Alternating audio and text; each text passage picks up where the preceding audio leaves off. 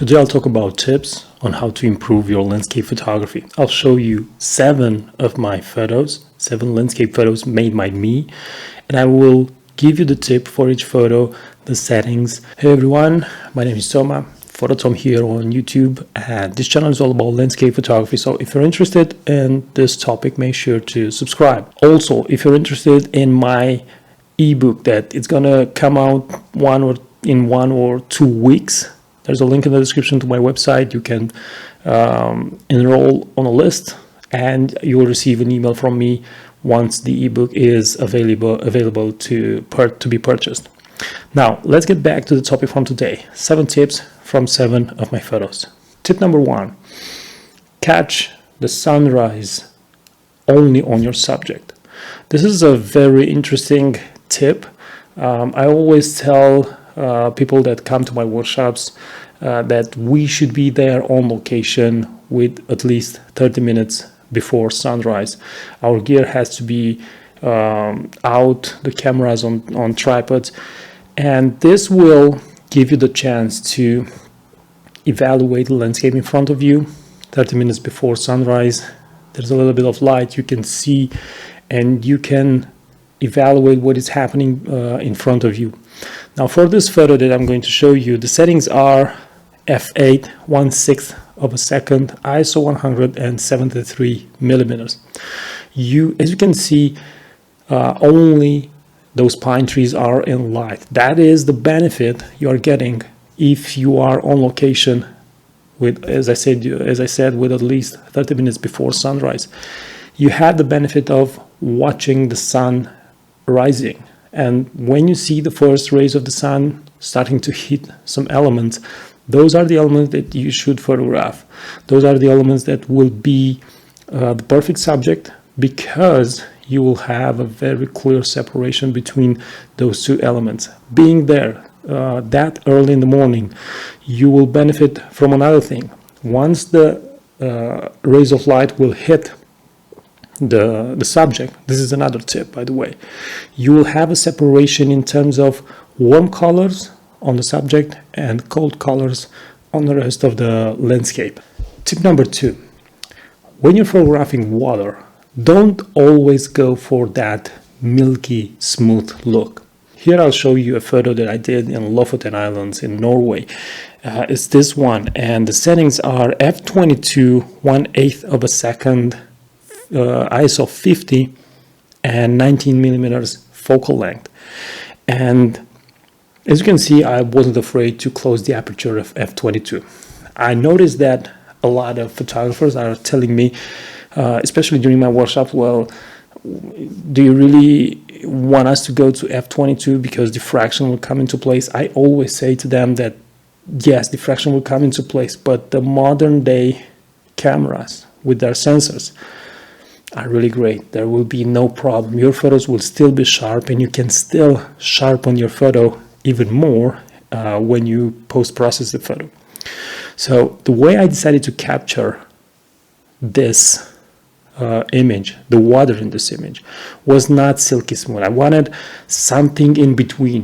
I didn't want it to freeze the motion of the water, but I also didn't want it to have that flow, that smooth look of the water, because I wanted the viewer to realize how violent the waves were. And because in Lofoten there's a lot of ice, it's really cold.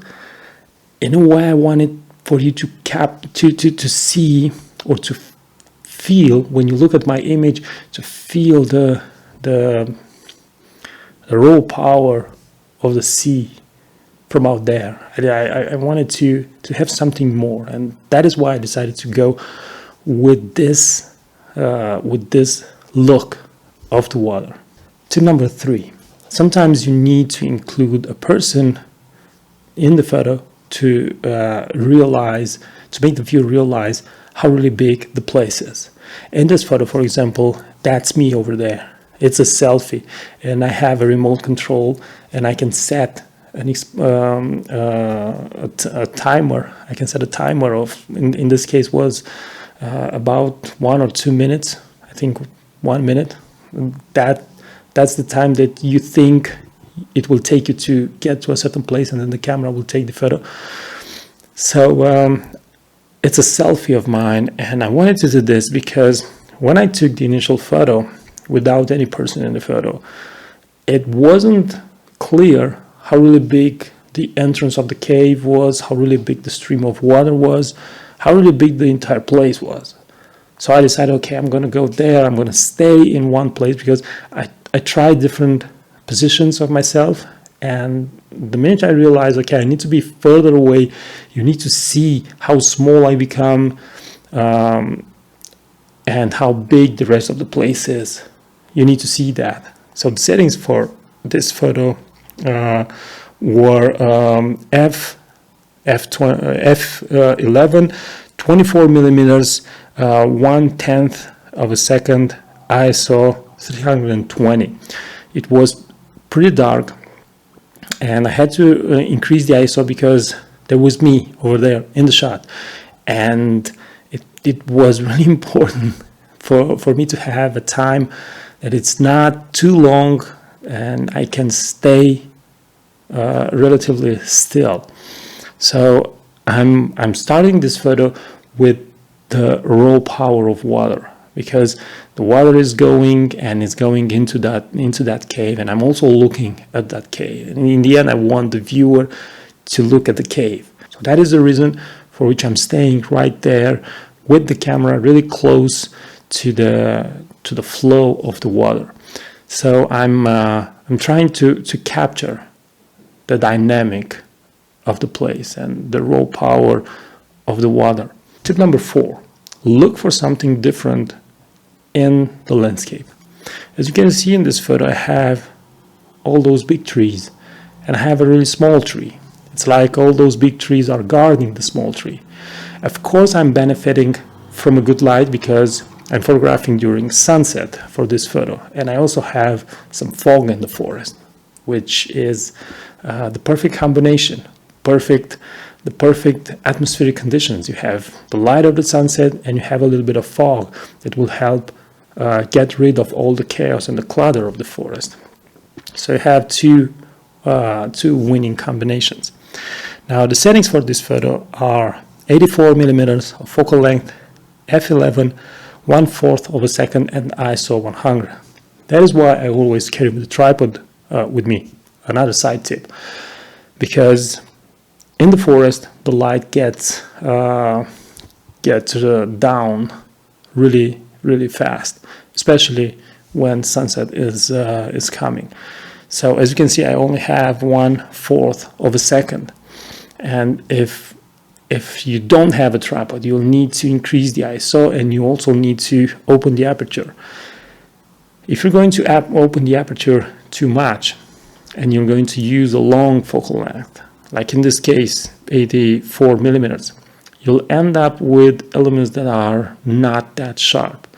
Usually when you're doing landscape photography, you usually want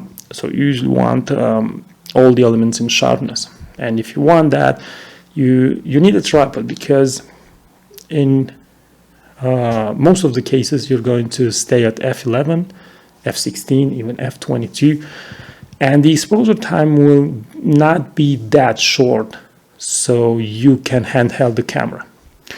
Okay, for the case of this photo, I really like the small tree, and I like it because the light of the sun was shining on it. If I would have seen this element, the small tree, with no light on it, then it would not be a subject. The light would be on another place of the forest. If I would have tried to photograph it, the attention of the viewer would have went another way. So it's very important when you decide that something is going to be your subject to have a good light on that subject. Tip number 5, always look for contrast and separation between the subject and the rest of the landscape. Here I was in Lofoten Islands, again in Norway, and I was in the shadow of a mountain. The ice, it doesn't matter when you're photographing during the day. If you are photographing if the ice is in shadow, it's going to have a blue cast attached to it. You can correct that blue cast, but sometimes it's okay to leave it, like in this, like in the case of this shot. Over here, there was a sunrise, and the settings for this photo are 19 millimeter focal length, f11, 1/8 of a second, and ISO 100. But again, it doesn't matter if it's sunrise, sunset, or during the day. The ice, if it's in shadow, it's going to have that blue tint. And if you're going to have other elements in light, in Norway, this kind of landscape is everywhere because there are fjords and you have some really tall mountains, and because there are all sorts of curves in the road, and the mountains are positioned in such a way that you have some elements in shadow and some other elements in benefiting from the light of the sun. And when the sun is going really low, either in the early hours of the morning or the late hours of the afternoon, you have the chance to have this separation. You have darkness or shadow, and you have the ice going towards a blue tint, which is a cold color, and then in the end, the light on the subject, it's warmer, and it draws the attention a lot more. And you also have this separation of darkness and light, not only warm color and cold color. Tip number 6, there will be a lot of occasions when you need to do multiple exposures and blend your photos. So learn how to blend your photos in Photoshop. This is an essential skill of a landscape photographer. You can't always use ND gradiated filters. Like, for example, in this photo over here, you see the horizon is not flat. You have that rock that goes up in the left side of the photo. If I would have used an ND gradiated filter, that area of the rock would have been in shadow and it would look really bad. So I had to do 2 exposures, one for the highlights and one for the shadows, and I had to blend those exposures, and I had to create only one image. You can automate this. You can go in Lightroom and combine these 2 photos using the HDR merge option from Lightroom, or you can go in Photoshop, load the 2 photos on top of each other, and you can decide what elements should be blended. I think it's easier to do this in Lightroom and do an HDR merge. But the most important thing is, how do you post-process the photo afterwards? Because now you have all this information. And if you go all the way by pulling the highlights and increasing the shadows, you end up with a really nasty HDR look that it's not looking that good. The settings for this photo are 19 millimeters of focal length, f16, 1/8 of a second, and ISO 100. You can also notice that when I post-process this photo, I have a blue tint attached to the rocks that are really close to me, that are not facing the sun. And this is not a way of me creating separation. The thing that I talked in the previous tip, now I'm recreating that in post by introducing some really fine blue tints in the shadows of some areas of the photo. And finally, tip number 7, when you're doing long exposures, and this long exposure was done during the day.